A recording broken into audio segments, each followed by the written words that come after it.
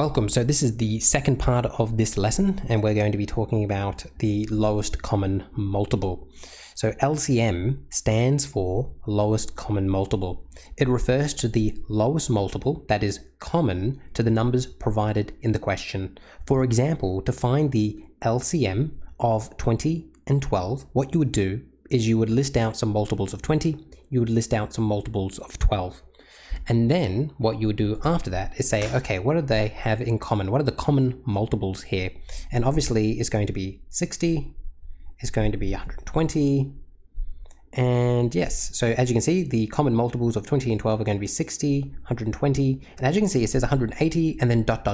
because if we were to continue listing out multiples, there would be more multiples in common. Remember, this is how multiples are different to factors. There are a finite amount of factors, but multiples, they go on for infinity. So that means there are an infinite amount of common multiples as well. So just be aware of that. Now we're after the lowest common multiple, So we would look at all the ones in common and you'd say, what is the lowest one? And obviously it's just going to be 60. So that means our answer is going to be 60.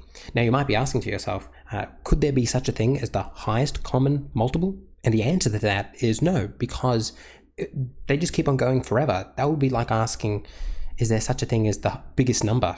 There is no such thing as the biggest number. They just keep on going, numbers. They just keep on going. All right, let's now look at this little hint here. So the LCM of two numbers can always be found by multiplying the two numbers together and then dividing by their HCF. So in this case right here, in which we're finding the LCM of 20 and 12, well, we know that the HCF of 20 and 12 is 4. So if we go 20 times 12, then divide that by 4, it's going to be 60. And that's what we found up there. And I'm going to be showing you how to utilize this technique in some examples below, but it's important for you to realize that this only works if you're finding the LCM of two numbers. Okay, let's come down here and let me show you how we can approach these questions. So it says find the lowest common multiple, LCM, of the following. All right, now I'm going to show you different ways of approaching it. All of them are basically the same way, they're just, some are easier than the others. So let's just start with the most intensive way of answering this. So this is what I'm just going to call method 1. Actually, let me call it method A. Method A. Okay, so if we've got 5 and 11, what we could do is simply just list out all the multiples of 5 first. 5, 10, 15, 20, 25, 30, 35, 40, 45, 50, 55, 60, 65. Let's stop there. Now we're going to do the same thing for 11. 11, 22, 33, 44, 55, whoops, 66, 77. And obviously we could keep on going for both of these on and on, but now we're going to say, all right, what do they have in common? Well, 55 and 55 are what they have in common, and that's also the lowest common multiple. There's nothing lower than that. So based on that, we list them both out. We can clearly see that the LCM is 55. Now, is there an easier way of going about it? And I'm going to argue that there is. So this is what I'm going to call method B. The other way of answering these type of questions is, all right, if I'm trying to find the LCM, take the bigger number. So 5 and 11, 11 is bigger, and then just start listing out all the multiples of 11, and then each time you list out a new multiple, ask yourself whether or not the smaller multiple can go into it perfectly, so it's perfectly divisible by it. So 11, does 5 go into 11? No. Does 5 go into 22? No. Does 5 go into 33? No. Does 5 go into 44? No. Does 5 go into 55? Yes, it does. So that means 55 is going to be my lowest common multiple. This is very similar to the technique we used when finding the highest common factor, but for that one, remember, we took the smaller number.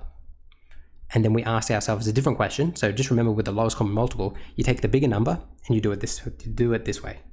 LCM is 55.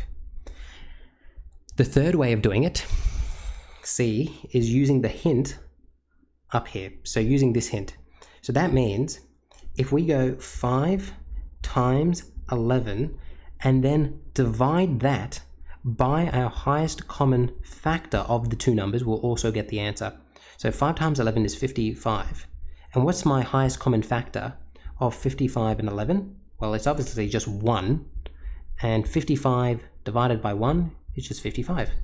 And as you can see, I got the same thing there as well. Okay, let's now show you how this works for these ones as well. And actually, let me just for completeness sake, let me just write LCM is 55. All right, let me now go through this. So now we've got 6 and 10. If you wanted to, let me just show you all 3 options before you. Obviously, you don't have to do all 3. You should just choose the easiest one.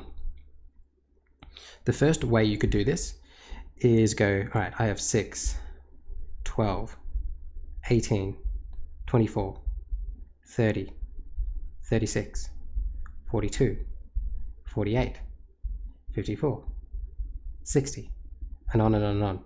Then for 10, 20, 30, 40, 50, 60, 70, and on and on and on. And then you're going to ask yourself, what do they have in common?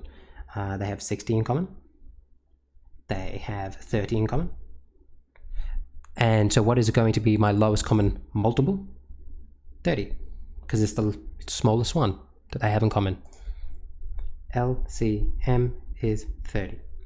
The other way of doing this, so what we're calling method B, is you simply take the bigger number, 10, and you go, all right, I have 10. Does 6 go into 10? No. Does 6 go into 20? No. Does 6 go into 30? Yes, it does. So that means we can stop. We're done. As you can see, that's a lot quicker, is it not? It is. So that means LCM is 30. And then the final way of approaching this is C, in which you're going to go 6 times 10 divided by the highest common factor of the numbers. 6 times 10 is 60. The highest common factor of 6 and 10 is 2. 60 divided by 2 is 30. So therefore my LCM is 30. So as you can see, I got the same answer 3 times. All right, now that we are down here, as you can see, I've left less space because now I just want us to choose the easier option. And I like, personally, option B the best. I think option B is the best way of going about it. You take this one, so you take the bigger number and you go, all right, does 4 go into 7? No. Does 4 go into 14? No. Does 4 go into 21? No. Does 4 go into 28? Yes, it does. So that means 28 is going to be my lowest common multiple.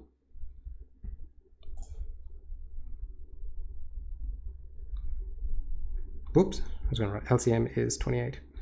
Now, option C is also good.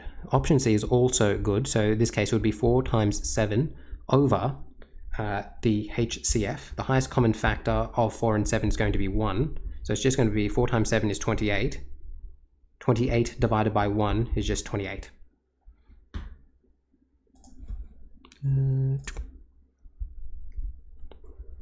We could come over here, and again, if we were to use option B, I'm just going to go, we have 15. Does 9 go into 15? No. Does 9 go into 30? No. Does 9 go into 45? Yes, it does. And we're done. As you can see, this is a lot quicker. And I think that would be the quickest way of doing this one. So I'm just going to leave it there. Should I show you how to do the other way? 45. Let me show you how the other way would be done. So here, if we were to do C, we would go 9 times 15 divided by our highest common factor. 9 times 15 would be 135 because 9 10s are 90, 9 5s are 45. Yep. HCF is going to be 3. And then I'd go 3 goes into 13 4 times, 1 left over. 3 goes into 45 5 times. So 45 would be the other way. 3 goes in 15 5 times. Yep. So as you can see, that's how you do it. Now, once we are doing these ones, so here we have more than one number. So we're trying to figure out, so we have more than 2 numbers. We have 3 in this case, 1, 2, 3. And over here we have 1, 2, 3, 4. The only thing that will work here is option B. Option A will also work, but option C doesn't work here. Option B is the best. So you take your biggest number, so in this case 5, and you go, all right, I have 5. Does 2 or 3 go into 5? No. What about 10? Does 2 or 3 go into 10? Well, 2 does, but 3 doesn't, which means it doesn't work. What about 15? Well, 15, 3 goes into 15, but 2 doesn't, so it's no good. What about 20? Well, 2 goes into 20, but 3 doesn't, so it's no good. What about 25? 3 doesn't, and 2 doesn't, so it's no good. What about 30? Well, 3 does, 3 times 10 is 30, and 2 does as well, 2 times 15 is 30. So that means 30 is going to be my LCM. So as you can see, you start with your bigger number, and you're away. LCM is 30. The last one, and again, we're going to go through option B. You could do option A, but option A is just too long for me. Option B, you take the biggest, 18, and then you ask yourself, does 6 go into 18? Yes, it does. Does 12? No. So then we go into the next one. We go 18, the next multiple would be 36. Does 6 go into 36? Yes. Does 12 go into 36? Yes. Does 3 go into 36? Yes. So that means 36 is going to be my LCM.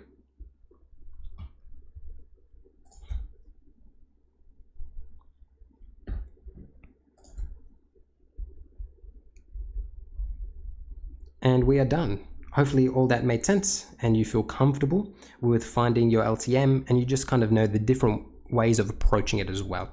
And with that being said, I will see you in the next lesson.